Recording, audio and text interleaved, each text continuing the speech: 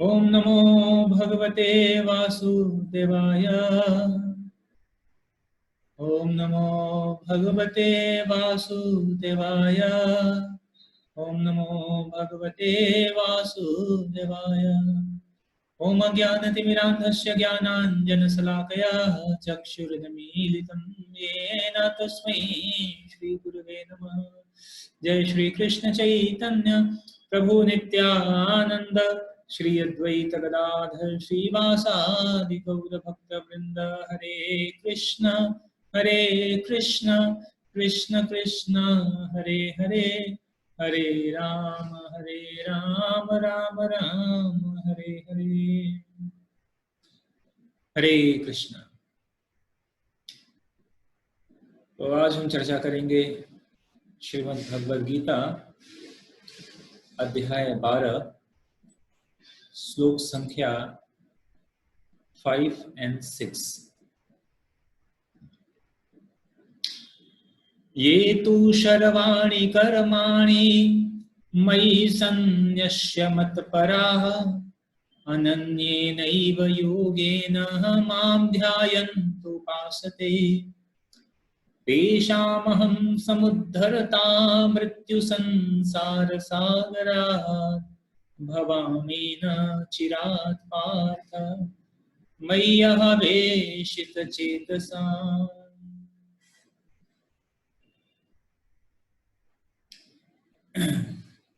तो इसका अनुवाद इस प्रकार है। जो अपने सारे कार्यों को मुझ में अर्पित करके तथा अविचलित भाव से मेरी भक्ति करते हुए मेरी पूजा करते हैं और अपने चित्तों को मुझ पर स्थिर करके निरंतर मेरा ध्यान करते हैं, उनके लिए हे पार्थ मैं जन्म मृत्यु के सागर से शीघ्र उद्धार करने वाला हूं। तो वास्तविक रूप में इस श्लोक में भगवान यह बात बता रहे हैं, एक तरह से इस बात की पुष्टि हो रही है कि what is the difference between the devotees and other yogis और जो भी अन्य। तो भगवान यहाँ पे कह रहे हैं कि जो भक्त हैं उनके उद्धार की जो रिस्पॉन्सिबिलिटी है, जिम्मेदारी है, वह भगवान स्वयं उठाते हैं। भगवान अपने भक्तों की जिम्मेदारियां स्वयं उठाते हैं। तो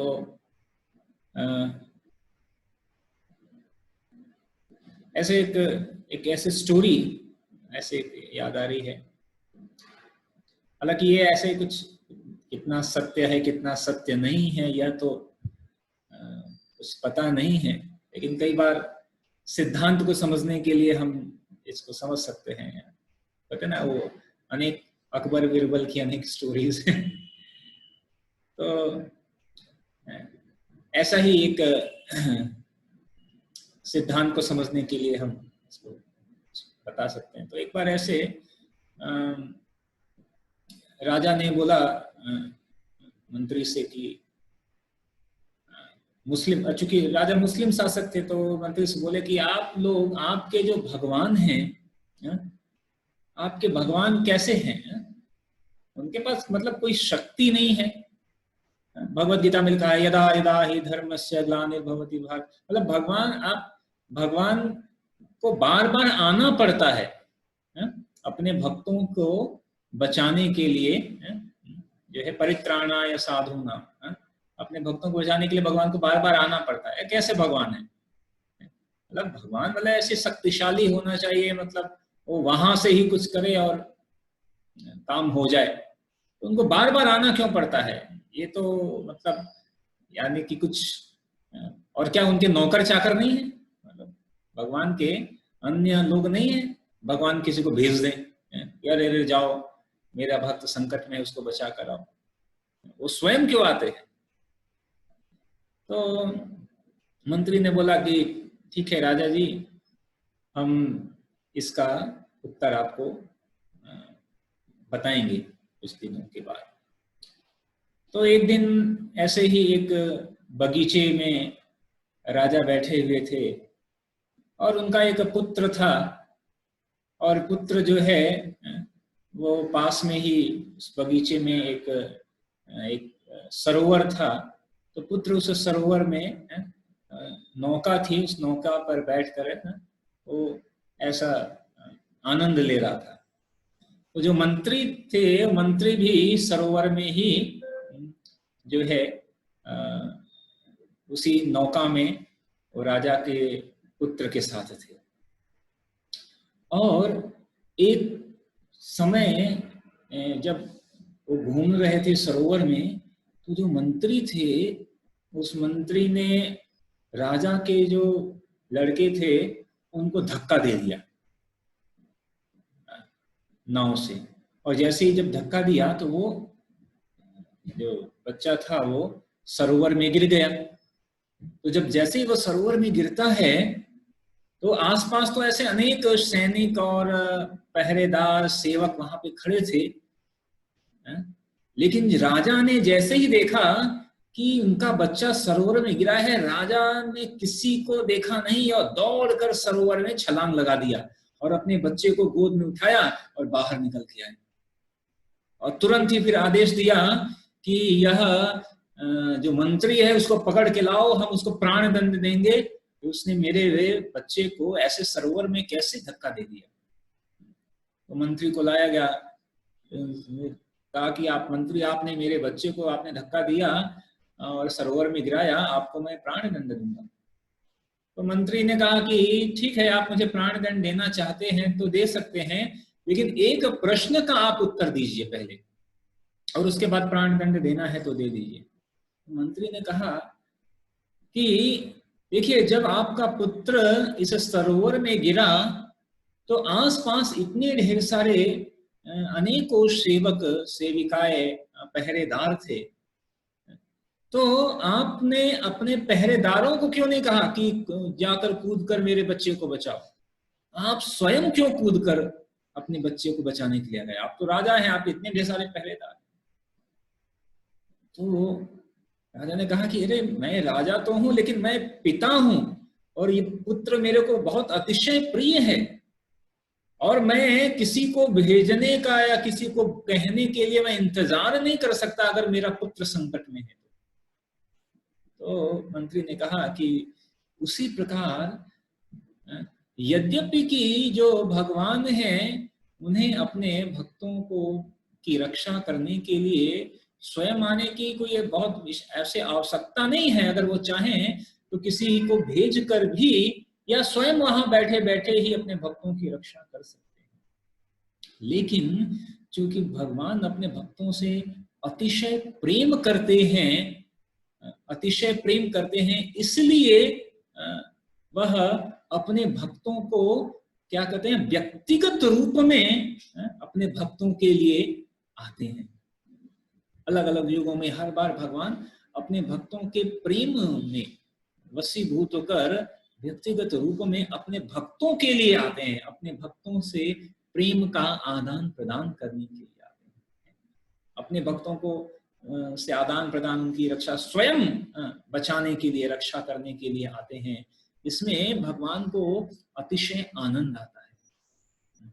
और प्रेम है ना, पुत्र का प्रेम, तो भगवान हम सबके पिता है, तो वह प्रेम के वशीभूत होकर भगवान आते हैं। तो यहाँ पर ही भगवान कह रहे हैं, तेषाम अहम समुद्धरता मृत्यु संसार सागर, कि मैं इस मृत्यु रूपी सागर में जो है मैं उद्धारक बनूंगा। तो इस 5वें श्लोक का जो नहीं 7वें श्लोक का जो पहला शब्द है वो है तेषाम। तेषाम मतलब उनके लिए। तो किसके लिए भगवान कह रहे हैं तेषाम अहम समुद्धरता? तो इसके पहले जो छठा श्लोक है उसमें भगवान बता रहे हैं तेषाम मतलब कौन, किसके लिए? तो भगवान कह रहे हैं ये तु शर्वाणि कर्माणि मयि सन्न्यस्य मत्परा अनन्येनैव योगेन मां ध्यायन् उपासते।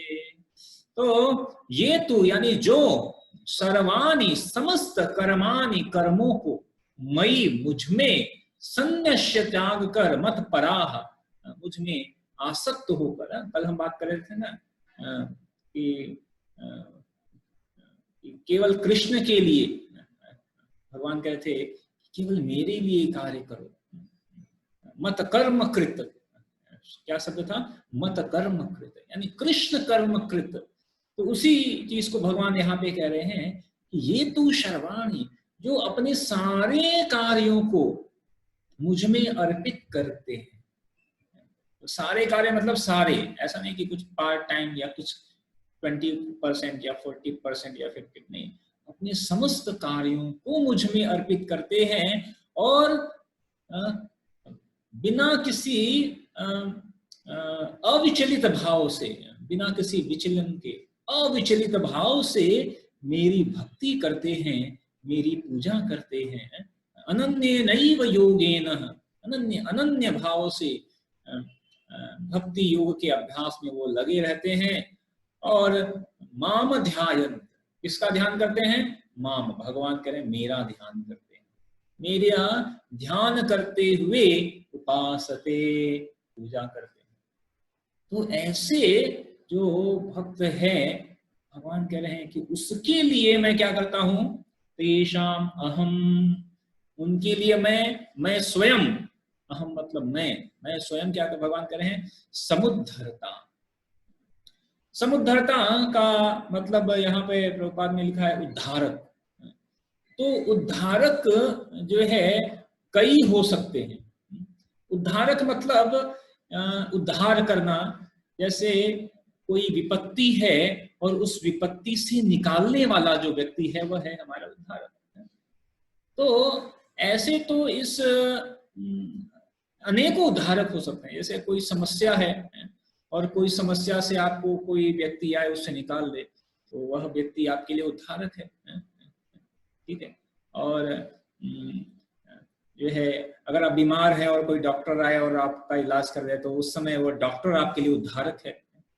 तो अनेकों विपत्तियां हैं, पदम पदम यद विपदाम, तो अनेकों विपत्तियां हैं और इन विपत्तियों से कई बार अनेकों लोग आते हैं जो सहायता करते हैं, उन विपत्तियों से निकालते हैं। लेकिन इन सारे उद्धारकों में से, सारे उद्धारकों में से सबसे बड़ा उद्धारक है भगवान। इसीलिए यहाँ पर शब्द प्रयुक्त किया है समुद्धरता। समुद्धरता, समुद्धरता मतलब कि सारे उद्धारकों में सबसे श्रेष्ठ उद्धारक भगवान कैसे हैं। भगवान सामान्य उद्धारक नहीं है, भगवान श्रेष्ठ उद्धारक है। तो क्यों भगवान श्रेष्ठ उद्धारक है, तो है क्योंकि भगवान जिन समस्या से हमारा उद्धार करते हैं उस समस्या से उद्धार करने वाला और कोई नहीं है। कोई व्यक्ति आकर आपके कुछ क्षणिक समस्याओं का समाधान कर सकता है, ठीक है, धन जन किसी तरह की समस्या का समाधान कर सकता है, किसी पर्टिकुलर परिस्थिति में इन सारे इनका समाधान कर सकता है।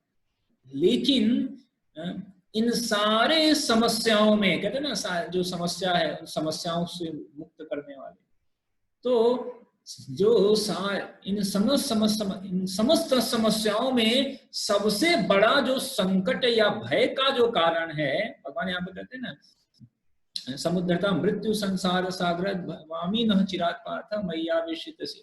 तो इन समस्त समस्याओं में सबसे बड़ा समस्या का कारण क्या है। जब भगवद गीता में भगवान कहते हैं कि 4 चीजें सभी जीवों में समान है, आहार निद्रा भय मैथुनम च, तो जब इसमें भय की बात आती है तो इस भय से रक्षा करने वाले कौन है, भगवान। अभयम भयमात्मनि भूयिष्ठ, नरसिंहदेव भगवान श्रीमद् भागवतम में वर्णन है नरसिंहदेव भगवान की प्रार्थना में कि भगवान कैसे हैं, अभयम भयमात्मनि ही, अभय प्रदान करने वाले हैं। तो वास्तविक रूप में अनेकों भय हैं और इन भय से निकालने वाले उद्धारक हो सकते हैं, लेकिन सबसे बड़ा भय है मृत्यु का भय। भगवान कह रहे हैं कि मैं श्रेष्ठ उद्धारक इसलिए हूं क्योंकि मृत्यु संसार सागरा, कि मैं मृत्यु, इस संसार मृत्यु सागर से मैं उद्धार करूंगा। तो प्रभुपाद तात्पर्य बहुत सुंदर देते हैं, थोड़ा सा तात्पर्य पढ़ते हैं। यहां पर स्पष्ट कहा गया है कि भक्तजन अत्यंत भाग्यशाली हैं कि भगवान उनका इस भवसागर से तुरंत ही उद्धार कर देते हैं। प्रभुपाद सबसे पहले क्या करे हैं कि we are very fortunate, we are very fortunate. क्यों ऐसा फॉर्चून है हमारा, भाग्यशाली है? क्योंकि भगवान भक्तों का जो जिम्मेदारी है वो किसी और को नहीं देते हैं, स्वयं अपने हाथ में रखते हैं भक्तों का। ऐसा तो करे कि भगवान भव सागर से तुरंत ही उद्धार कर देते हैं। शुद्ध भक्ति करने पर मनुष्य को इसकी अनुभूति होने लगती है कि ईश्वर महान है और जीवात्मा इसके अधीन है। तो जैसे जैसे हम भक्ति करते रहेंगे तो धीरे धीरे हमें भगवान की महानता का और हम अपनी जो क्या कहते हैं लघुता का और भगवान की विभुता का, कि हम कितने लघु हैं और हम भगवान के अधीन हैं और भगवान स्वतंत्र, भगवान कितने महान हैं, इसका हमें धीरे धीरे अनुभव होता रहेगा। तो जीव का कर्तव्य है कि वह भगवान की सेवा करे, और यदि वह ऐसा नहीं करता है तो प्रभुपाद कह रहे हैं कि तो उसे माया की सेवा करनी। तो हमारा कर्तव्य है भगवान की सेवा करना। तो आगे प्रभुपाद कहते हैं कि जैसा पहले कहा जा चुका है कि केवल भक्ति से परमेश्वर को जाना जा सकता है, ये पहले चर्चा कर चुके हैं। अतः मनुष्य को चाहिए कि वह पूर्ण रूप से भक्त बने। भगवान को प्राप्त करने के लिए वह अपने मन को कृष्ण में पूर्णतया एकाग्र करे। वह कृष्ण के लिए ही कर्म करे, चाहे वह जो भी कर्म करे, लेकिन वह कर्म केवल कृष्ण के लिए होना चाहिए। वह कर्म केवल कृष्ण के लिए होना चाहिए। तो साथ ही साथ प्रभुपाद जो विशेष रूप में मैं बताना चाह रहा था, हाँ, यहाँ पर प्रभुपाद कह रहे हैं कि भगवान वचन देते हैं कि वे शुद्ध भक्तों का तुरंत भवसागर से उद्धार कर देंगे। तो प्रभुपाद कह रहे हैं कि देखो, जो योगाभ्यास में बढ़े चढ़े हैं, जो योगी हैं, योगाभ्यास में बढ़े चढ़े हैं, तो वे योग के द्वारा अपनी आत्मा को क्या करते हैं, इच्छानुसार किसी लोक में ले जा सकते हैं। ऐसा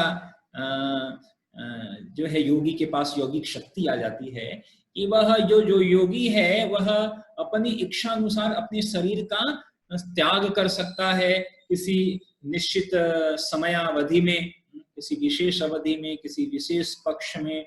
जैसे उत्तरायण के समय में अनेक योगी जो है अपना शरीर त्याग करते हैं क्योंकि विशेष समय होता है।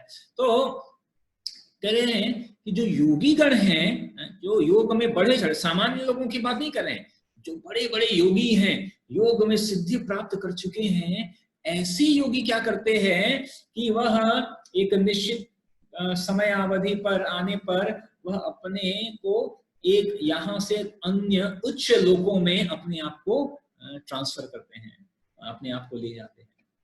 लेकिन प्रभुपाद क्या कह रहे हैं कि योगी लोगों को तो जो है एक लोक से दूसरे लोक में ले जाने के लिए स्वयं प्रयास करना पड़ता है, लेकिन जहां तक भक्त का संबंध है, जहां तक भक्त का संबंध है, ध्यान से सुनिए, उसके लिए यह स्पष्ट कहा गया है कि स्वयं भगवान ही उसे ले जाते हैं। तो क्या कह रहे हैं कि जहां तक भक्त का संबंध है, भगवान स्वयं उसको ले जाते हैं, उसकी जिम्मेदारी भगवान स्वयं उठा रहे हैं।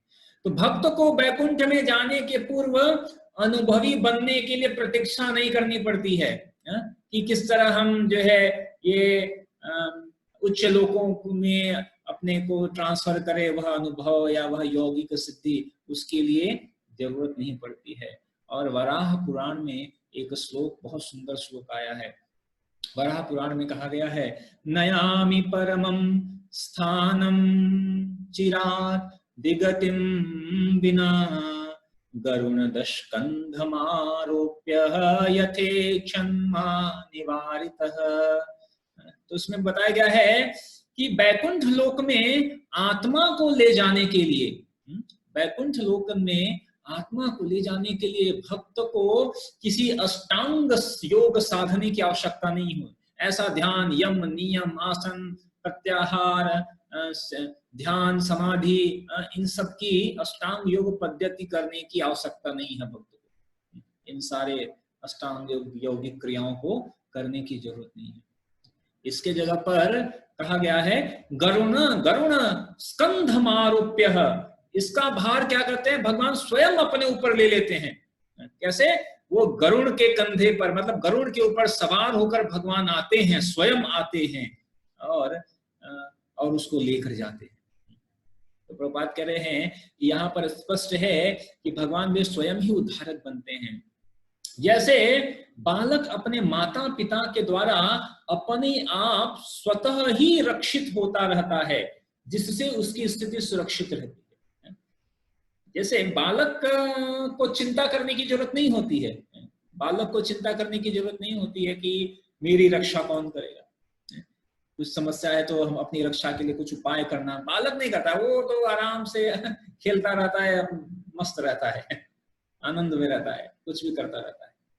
लेकिन उसकी चिंता की, उसकी रक्षा की चिंता कौन करते हैं? उसके माता पिता।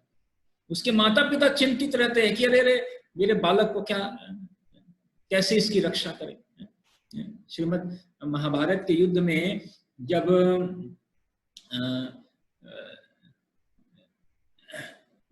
भीष्म पितामह थे, भीष्म पितामह जब सेनापति थे, तो दुर्योधन जो है बार बार भीष्म पितामह को कहते थे कि आप जो है अच्छे से युद्ध नहीं करते हैं और आप जो है पांडवों के पक्षधर हैं, इसीलिए आप अच्छे से युद्ध नहीं कर रहे हैं।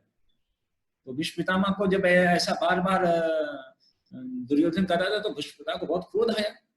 भीष्म पितामह ने कहा कि ठीक है, आज मैं जो है ऐसा युद्ध करूंगा कि कल का दिन अंतिम दिन होगा और मैं पांडवों का विनाश कर दूंगा।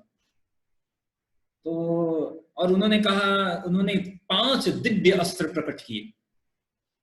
तो दुर्योधन बहुत प्रसन्न हो गया, कहा कि मेरा काम तो हो गया, अभी ये 5 दिव्य अस्त्र मिल गए, पांडव का विनाश निश्चित है। और तो दुर्योधन ने कहा कि नहीं, ऐसा करिए कि ये जो दिव्य अस्त्र है मैं आपको नहीं दे सकता, आप मेरे पास रख दो ये दिव्यास्त्र, मेरे पास दिव्यास्त्र रख दो, नहीं तो क्या पता चला कि पांडव कोई आया और आपसे दिव्यास्त्र लेके चला जाए। तो दुर्योधन ने कहा नहीं, मेरे पर भरोसा नहीं है आप पर। तो वो दुर्योधन ने वो दिव्यास्त्र ले लिया कि कल पांडव को मारने। तो इधर पांडव सब इधर विश्राम कर रहे थे और सभी लोग पांडव शिविर में सभी विश्राम कर रहे थे सिवाय एक व्यक्ति के, और वो थे स्वयं भगवान। भगवान चिंतित थे। तो भगवान जो है अर्जुन को जगाते हैं, अर्जुन को कहते हैं कि अर्जुन तुम सो रहे हो, अगर तुम सोए रहे तो फिर जो है कल फिर उठने का चांस नहीं है। तो भीष्म पितामह ने आप सबको मारने के लिए ऐसे 5 दिव्यास्त्र ले लिए हैं। अर्जुन कहे कि अरे ठीक है, वो किया है तो किया है, अभी आप देखो आपको क्या करना है, अब मेरे को तो बहुत नींद आ रही है, मैं तो सोने जा रहा हूं। तो जो है भगवान ने उनको कहा कि नहीं देखो, अभी वो जो दिव्यास्त्र है वो दुर्योधन के पास है। अगर आपको याद होगा कि अज्ञातवास के समय में एक बार दुर्योधन की जान बचाई थी भीम और अर्जुन ने। तो उस समय दुर्योधन ने कहा था कि आप कोई भी वरदान मांगो। तो उस समय भीम और अर्जुन ने बोला था कि ठीक है, समय आने पर मांगूंगा। तो भगवान ने कहा देखो उस वरदान को मांगने का समय आ गया है, जाओ दुर्योधन के पास और जाकर उससे जो है याचना करो और वरदान मांग लो। तो दुर्योधन के पास जाते हैं अर्जुन, और जाकर तो दुर्योधन देखता है कि अरे अर्जुन आए हैं। तो उस समय रात्रि था, तो दुर्योधन यहां तक ही कहता है कि अरे अर्जुन तुम आए हो, अगर तुम ऐसे याचना करो तो मैं तुम्हें हस्तिनापुर का राज्य दे दूं। दुर्योधन उस समय ऐसा कहता है। तो अर्जुन कहते हैं कि नहीं, अभी तो युद्ध शुरू हो गया है, तो अभी तो हम युद्ध करके ही राज्य लेंगे। लेकिन आपको मैं याद दिलाना चाहता हूं कि आपने एक बार बोला था कि वरदान, जब हमने आपकी रक्षा की थी, तो दुर्योधन कहता है ठीक है तुम वरदान मांगो, क्या वरदान मांगना है? तो भगवान अर्जुन कहते हैं कि आपके पास जो 5 दिव्य अस्त्र हैं वो मुझे दे दो। तो दुर्योधन को बहुत, अरे ये तो किसी को नहीं पता था, ये 5 दिव्य अस्त्र मेरे पास हैं। और दुर्योधन न चाहते हुए भी वो 5 दिव्य अस्त्र सौंप देता है। और अगले दिन जब पता चलता है कि वो 5 दिव्यस्त्र, भीष्म पितामह को पता चलता है कि 5 दिव्यस्त्र तो ले गए अर्जुन, वापस ले गए। तो अर्जुन तो कहते हैं, समझ जाते हैं भीष्म पितामह कि ये और किसी की का चाल नहीं है, ये केशव का ही करा धरा है, ये कृष्ण जी का ही करा धरा है। तो भीष्म पितामह कहते हैं कि ठीक है। तो कहते हैं कि भीष्म पितामह कहते हैं कि मैंने ये प्रतिज्ञा ली थी कि कल मैं पांडवों को मारूंगा और आपने मेरी प्रतिज्ञा को नष्ट कर दिया। तो आज मैं प्रतिज्ञा लेता हूं कि मैं आपको जो है शस्त्र उठवा के रहूंगा, आपको शस्त्र उठवा के रहूंगा और आज ऐसा भयंकर युद्ध करूंगा कि मैं सबको मार दूंगा। तो भगवान यहां तक भी नहीं रुके। भगवान को जब पता चला कि भीष्मदेव ने प्रतिज्ञा ली है, तो फिर जाकर भगवान और चिंतित हुए। तो जाके द्रौपदी को कहते हैं कि द्रौपदी जो है, आपको पता है कि भीष्मदेव ने तब प्रतिज्ञा ली है मारने के लिए। तो द्रौपदी कहती है फिर क्या किया जाए? तो भगवान कहते हैं कि चलो मेरे साथ। तो रात्रि में भीष्मदेव जो है ध्यान मग्न थे और द्रौपदी जो है ऐसे सामान्य वस्त्र पहनकर, दासी का वस्त्र पहनकर, घूंघट डालकर वो जाती है और उनको प्रणाम करती है। तो जब प्रणाम करती है तो भीष्मदेव सोचते हैं कि अरे किसी सैनिक की पत्नी आई है और आशीर्वाद लेने आई है। तो वो भीष्मदेव कहते हैं कि परम सौभाग्यवती भव। तो तुरंत द्रौपदी अपना घूंघट निकालती है और कहती है कि आपने आशीर्वाद दिया है परम सौभाग्यवती भव, तो कल आप मेरे पति को कैसे मार सकते हैं? तो अभी आपका जो है, आपने जो आशीर्वाद दिया है, आपको उसकी पूर्ति ऐसी करनी पड़ेगी। तो भीष्मदेव तुरंत कहते हैं कि ये किधर है कृष्ण, कहाँ छिपे हुए हैं? भगवान जो पीछे शिविर के पीछे छिपे हुए रहते हैं। तो तब गुस्सा होकर भीष्मदेव कहते हैं कि ये आपने, हे केशव, आपने मेरे इन सारे जो मैंने प्रण लिया था उसको आपने टाल दिया है प्रतिज्ञा को, इसलिए मैं प्रतिज्ञा लेता हूं कि आपको शस्त्र उठवा करूंगा। तो कहने का मतलब कि अर्जुन पांडव, उनको भगवान कह रहे हैं कि चलो चलो कुछ करो। तो पांडव कह रहे हैं कि देखो भाई, ठीक है हम मारे जाएंगे तो ठीक है, कोई बात नहीं, लेकिन लोग हमें नहीं कहेंगे, लोग ये कहेंगे कि कृष्ण के होते हुए पांडव की मृत्यु हो गई। तो आप देखो आपको क्या करना है। और ऐसे भी आपने प्रतिज्ञा दिलवा दी है पहले, नामे भक्ता प्रणश्यति, आप ही ने बोला था। और अर्जुन ने घोषणा की थी नामे भक्ता प्रणश्यति, तो आपने घोषणा करवा दी है, तो आप देखो आपको क्या करना है। तो भगवान चिंतित थे अपने भक्त की रक्षा के लिए। तो वही कह रहे हैं कि भगवान जो है व्यक्तिगत रूप में अपने भक्तों की रक्षा के लिए भगवान क्या कहते हैं कि बहुत चिंतित रहते हैं। तो यहाँ पर भगवान कह रहे हैं मैं स्वयं आता हूं। और कैसे? तो यहाँ पर कह रहे हैं कि समय देर नहीं लगाता हूं, तेषाम हम समुद्धरता मृत्यु संसार सागर भवामी ही। भवामी मतलब जो है मैं तुरंत उद्धारक हो जाता हूं। नहीं चिरात मतलब दीर्घकाल। तो न चिरात यानी समय नहीं लगाता, मैं समय नहीं लगाता, तुरंत ही उद्धारक बन जाता हूं। अगर कोई भगवान की भक्ति में अपने आप को समर्पित करता है तो जैसे अष्टांग योग में क्रमिक समय लगता, नहीं, उसमें नहीं, भगवान कह रहे मैं तुरंत ही उद्धारक बन जाता हूं, उसमें देर नहीं लगाता। तो चिंता करने की बात नहीं है। न चिरात पार्थ, हे पार्थ मैं चिरात यानी समय अधिक नहीं लगाता हूं। मैया वेशित चेतसाम, जो कि मेरे जिनका मन मेरे में आवेशित है, भगवान समय नहीं लगाते हैं। श्रीमद् भागवतम में जब वर्णन है, जब ग्राह्य और गजराज का वर्णन आता है, गजराज को ग्राह्य ने पकड़ लिया है और अनेक समय से युद्ध करने के पश्चात अब गजराज को लगा कि अब तो मेरा कुछ नहीं हो सकता, अब मृत्यु निकट है। और उस समय गजराज ने कमल के पुष्प, उसी सरोवर के कमल के पुष्प को अपने सूंड से तोड़ा और भगवान का नाम अर्पित करते हुए वह छोड़ता है। कहते हैं कि वह जो पुष्प है वह सरोवर में ही था, सरोवर के जल को स्पर्श भी नहीं किया था। तब तक भगवान चंदोमयेन गरुणेन समूह मानस चक्रायुधो अभय गमद असूयतो गजेंद्र। भगवान कैसे तुरंत ही प्रकट हो जाते हैं, गरुण के ऊपर सवार होकर अपने चक्र आयुध को लेकर भगवान तुरंत ही, वह पुष्प का जल को स्पर्श भी नहीं किया कि भगवान प्रकट हो जाते हैं। असूयतो गजेंद्र, समय नहीं लगाया। भगवान कह रहे हैं कि समय नहीं लगाऊंगा। आपने कभी देखा होगा बीबीटी में एक चित्र भी है, बहुत सुंदर चित्र है कि एक जीव जो है वह भव सागर में डूबा हुआ है और ऐसे हाथ किया हुआ है और भगवान गरुड़ पे सवार होकर ऐसे हाथ उसको पकड़ने के लिए ऐसे हाथ दे रहे हैं। वो सेम यही श्लोक है, तेषाम हम समुद्धरता मृत्यु संसार सागरा। प्रभुपाद कहते हैं कि कोई कितना भी कुशल तैराक क्यों न हो, इस सागर में कुशल तैराक क्या कर सकता है, कितना तैरेगा, ना आदि है ना अंत है। तैरते तैरते वह व्यक्ति थक कर एक दिन उसमें डूब जाएगा। तो चाहे कितना भी कुशल क्यों ना हो तैरने में, लेकिन जो है भगवान कह रहे हैं कि नहीं, मैं उसके लिए स्वयं उद्धारक बनूंगा। इस मृत्यु रूपी सागर से मैं स्वयं उद्धार। आप सोचिए, अखिल ब्रह्मांड के नायक स्वयं पूर्ण पुरुषोत्तम भगवान अपने भक्त के लिए स्वयं आ रहे हैं। भगवान ने प्रॉमिस कर रहे हैं यहाँ पे कि मैं स्वयं। प्रभुपाद कह रहे हैं कि योगियों को तो अपने को ले जाना पड़ता है, लेकिन भक्त के लिए भगवान स्वयं आने का प्रॉमिस कर रहे हैं कि मैं स्वयं, वो चार्ज अपने हाथ में लेते हैं भगवान कि this is my man, this is my servant. तो भगवान जो है क्या इतना प्रेम है भगवान का। कई बार हम विचार करते हैं कि भगवान इतना प्रेम करते हैं हमसे और हम उस प्रेम को भुला कर बैठे हुए हैं, भगवान की तरफ पीठ करके भगवान के विपरीत चल रहे हैं।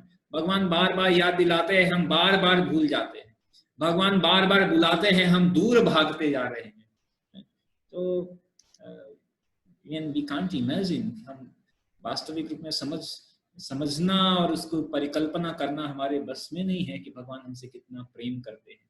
और इसी प्रेम का प्रदर्शन है कि भगवान अपने शुद्ध भक्तों को भेजते हैं टू क्लेम अस, हमें क्लेम करने के लिए, कि उनको लेकर आओ। तो अनेकों भक्त श्रील प्रभुपाद और उनके अनेक शिष्य और अनेकों अन्य भक्त जो है भगवान की तरफ से आए हुए हैं हमको वापस ले जाने के लिए। तो हमें भी वैसा, क्योंकि भगवान का हृदय है कि स्वयं ही है भगवान के भक्त, भगवान के निजी पार्षद हैं, वो आते हैं हमें ले जाने के लिए। तो यहाँ पर भगवान यह बात की पुष्टि कर रहे हैं कि मैं जो है उसके लिए श्रेष्ठ उद्धारक बन जाता हूँ और मैं जन्म मृत्यु के सागर से शीघ्र उद्धार करने वाला हूँ, इसमें मैं समय नहीं लगाता हूँ। ठीक है, तो ठीक है यहाँ पे। हरे कृष्ण।